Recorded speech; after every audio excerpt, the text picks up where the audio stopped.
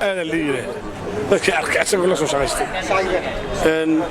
kulleen isku gobolan kulleen soo ku dhashay galgaduud meel shalaabo ku dhashan maqlay marka ninkaas xaaladdu sida soo wahay soo shaqeeyaan uu ahay tani waa meherad shaah oo ku taala degmada Xamarweyne waxa ay saldhig u tahay duqeydan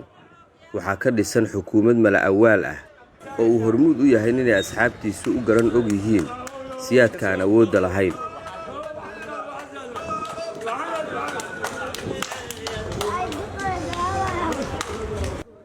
علي علمي ورسمه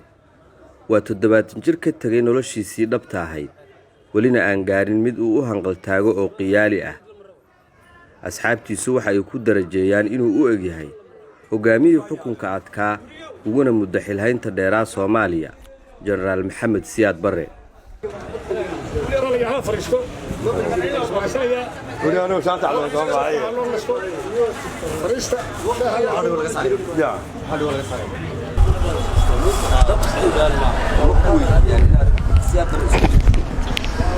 والله دور شر بكو سعيد جالو سياد بالرسوبيه كلام محمد سياد انا سوقنا روح وخدها قلدمين ابوك هذا اله يبحي لكن waa leeyahay aad iyo aad la weydiiyay aad iyo aad la weliba xilliga marka daadiisa soo gaaray ayaa horta la weydiiyay kaasna waa dhintay wuxuu wadanka soo maray inuu ahay haddana waxaan leeyahay Allah u naxariisto inta hadda xasuusato hadda markaan saan u sheego dhageysatana ninka marxuumka masuulka ha loo duceeyo ilaahay dambigiisa dhaafo waka علي wuxuu sheegayaa intii uusan dhicin kacaanku inuu ahaa nin dhalinyaro ah oo dawladda u shaqeeya hami sarana kale nolosha balse hadda uu hankiisii ku soo ururay riya aan soo dhaafin marfishka uu ku fadhidiriro wallahi taala hadda rulow noqdo waana been sheegin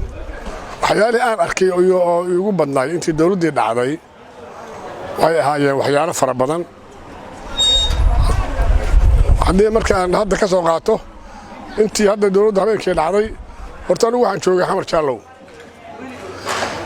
markii intaan Xamar joogay horta anigu dagaalka ma aan qayb galin kumadii hadda US sida la lahayd dadka ka soo jeedaan ahay ka qayb gal iska dhaaf aan ka anigoo aan wax dirir aan ka aan jeedin qori aan qaatay iska dhaaf sababta waxa kalifay dagaal sokeeyana waan ogay xaaladiisa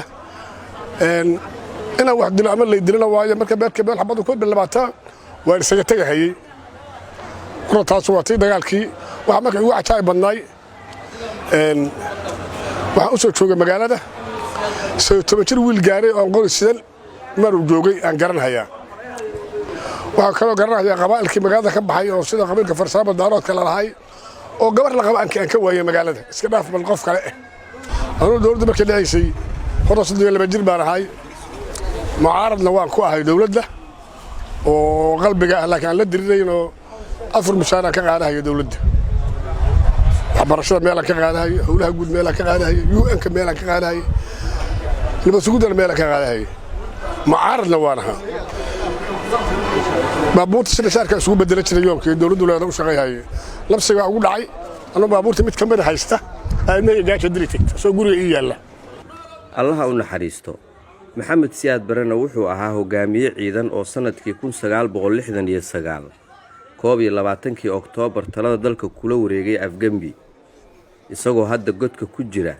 ayay dad badan ku amaanaan waxqabadkiisii kuwa kalena ku eedeeyaan xukun jacaylkiisii balse labadaas dhinac iyo caalamka kaleba